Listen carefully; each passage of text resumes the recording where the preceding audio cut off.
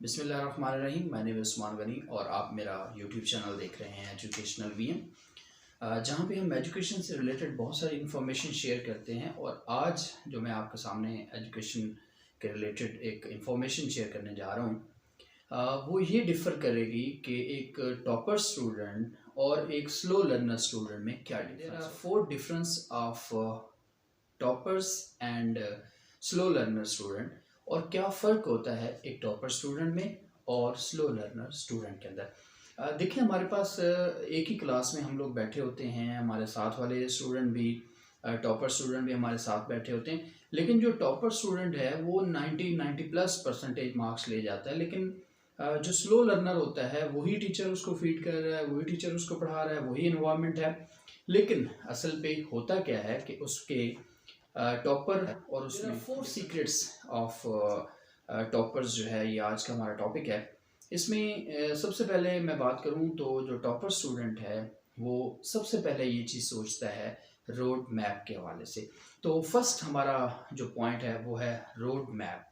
Road map ये है कि आप क्या करते हैं कि आपने कोई भी स्टडी करनी है, उसके लिए सबसे पहले आप एक रोड मैप बनाते हैं। दैट मीन कि आपने ये सोचना है कि आज मैंने सुबह उठना है तो कौन कौन सी सब्जेक्ट जो है वो कौन कौन से सब्जेक्ट को मैंने आज कितने कितने चैप्टर्स जो है उसके एंड करने हैं। तो सबसे पहले आपको उसके लिए एक रोड मैप बनाना है कि मतलब मैं सुबह उठा हूँ तो मैंने कहा कि जी आज मैंने ये केमिस्ट्री पढ़नी है, या मैंने बायो पढ़नी है, या फिज़िक्स पढ़नी है।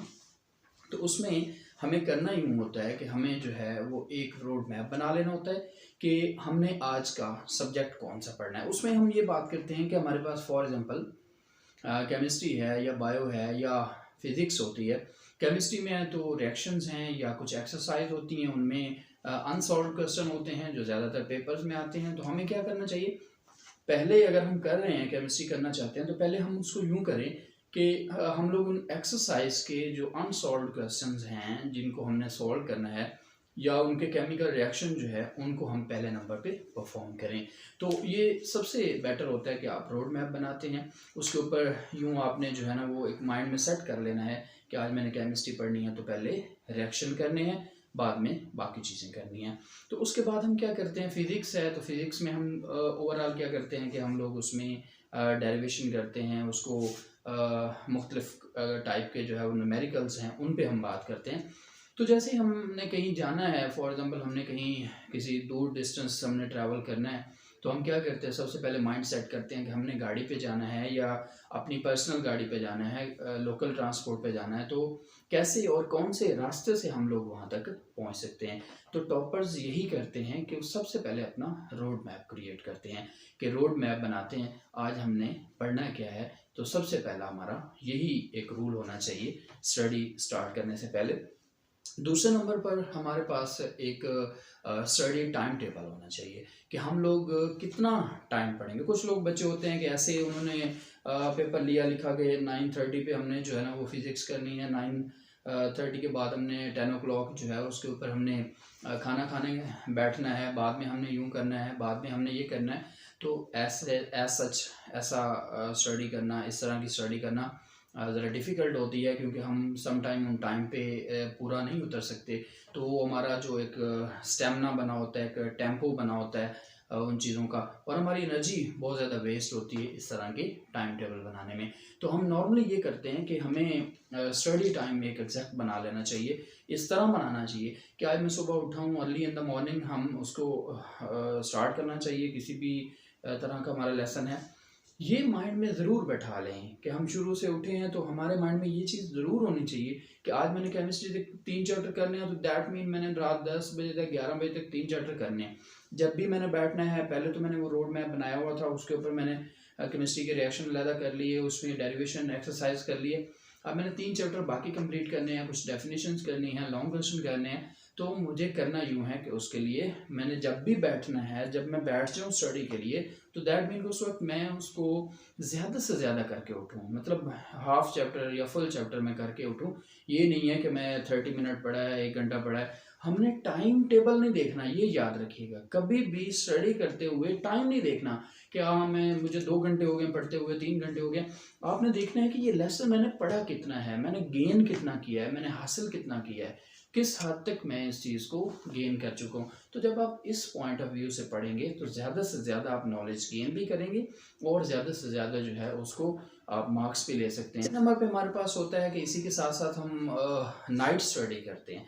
ये यूज़ इसलिए वर्ड किया जाता है नाइट स्टडी का। वैसे मैं तो कहूँगा अर्ली इन द मॉर्निंग भी इस चीज़ को करना चाहिए। कुछ लोग 4 ओ क्लॉक 5 ओ क्लॉक आफ्टर 5 ओ क्लॉक जब आप पढ़ेंगे तो ज़्यादा से ज़्यादा चीज़ें गेन करेंगे। जैसे एक जनरल एग्जांपल देता हूँ कि यहाँ एक शख्स है मेरे सामने खड़ा है, वो मेरे साथ बात कर रहा है, एक शख्स इधर खड़ा है वो भी मेरे सामने मेरे साथ बात कर रहा है। तो मैं क्या करता हूँ कि एक बंदे की तो मैं एक प्रॉपर पूरी बात सुन सकता हूँ, लेकिन जब 2 बंदे मेरे साथ एट अ टाइम बात कर रहे होंगे तो मुझे एक की समझ आएगी बल्कि एक की भी समझ नहीं आएगी। तो इसलिए जो हमारा नाइट स्टडी है या early in the morning study है, ये बिल्कुल ऐसे ही है कि हमारे बहुत सारे लोग हमें इफ़ेक्ट कर रहे होते हैं, बहुत सारी चीज़ें हमारी सोच आ रही होती है, तो वो बिल्कुल नहीं होती। Early in the morning and night study is a better than other time in the day. तो हम क्या करते हैं कि उसको ज़्यादा से ज़्यादा कोशिश करें कि जब बिल्कुल तन्हा हो, बल्कि मैं अपना भी एक्सपीरियंस शो करूं तो बिल्कुल अकेले बैठ के पढ़ना चाहिए। जितना अकेले बैठ के पढ़ने में आप ज़्यादा गेन करते हैं उतना आप किसी शो एट द लास्ट और वेरी वेरी इंपॉर्टेंट जो पॉइंट बताने जा रहा हूँ, जो टॉपर्स उसको शेयर करने के मीनिंग में लेते हैं कि जब आप कोई चीज़ याद कर लेते हैं तो क्लास में जाते हैं, आपके साथ कज़न हैं, सिस्टर ब्रदर हैं, तो आप यूँ करें कि आप उस चीज़ को शेयर करें। मतलब मैंने न्यूमेरिकल किया, मैंने कहा ये मुझे न्यूमेरिकल आता है, मैं कज़न से, सिस्टर ब्रदर से या मैं किसी अपने क्लास फेलो से जाऊंगा और अगर उसको नहीं आता तो मैं उसको समझाऊंगा। तो जब मैं इस तरह करके मैं उनको ये चीज़ें समझाऊंगा तो मुझे ज़्यादा से ज़्यादा गेन करने को मिलेगा कि मतलब मैं जो है वो ज़्यादा से ज़्यादा गेन करूँगा। तो दैट मीन कि जब हम शेयर करेंगे अपने दोस्तों के साथ, अपने जो है वो फेलोज़ के साथ शेयर करेंगे तो इंशाल्लाह हमें जो है वो ज़्यादा बेनिफिट मिलेगा। दैट मीन कि हम ये कह सकते हैं कि ये 4 पॉइंट्स हमारे पास होते हैं। सबसे पहले देखिए तो मैंने कहा है कि रोड मैप बनाना है। सेकंड नंबर पे हमने एक टाइम टेबल बनाना है, स्टडी का टाइम टेबल बनाना है। थर्ड नंबर पे हमने अर्ली इन द मॉर्निंग और नाइट स्टडी करनी है। और लास्ट पे जो मैंने बात की है वो आपने जो कुछ सीखा है आप दोस्तों के साथ शेयर करें। तो इंशाल्लाह आपको ये बहुत ही ज़्यादा इंफॉर्मेटिव वीडियो लगेगी और इंशाल्लाह आप इससे बहुत ज़्यादा गेन करेंगे। देखिए मैं एक टीचर हूँ, मुझे इन चीज़ों का आइडिया है कि एक स्टूडेंट कब ज़्यादा से ज़्यादा, मैं खुद भी स्टूडेंट रहा हूँ फिर टीचर हूँ, तो मुझे इन चीज़ों का बहुत ज़्यादा अच्छे से आइडिया है कि कैसे हम लोग जो है इनको कर सकते हैं और अपने जो स्टडी है उसको ज़्यादा ग्रो कर सकते हैं। तो इसका मतलब है कि हम इन 4 पॉइंट को अगर कर लेते हैं तो हम भी बहुत अच्छे मार्क्स की तरफ जा सकते हैं। तो इंशाल्लाह अच्छी इन्फॉर्मेशन के साथ, बेटर इन्फॉर्मेशन के साथ मिलते रहेंगे और मुलाकात होती रहेगी। तो साथ ही साथ आप अपने दोस्तों को भी ये वीडियो शेयर कर दें कि उनको भी अगर ज़्यादा बेनिफिट मिल जाए तो बेटर है। तो इंशाल्लाह आप भी इन चीज़ों से सीखें। ये नहीं कि सिर्फ वीडियो तक ही ना रखें आप, बल्कि इन चीज़ों को सीखें और ज़्यादा से ज़्यादा जो है वो आगे शेयर करें। Thank you so much.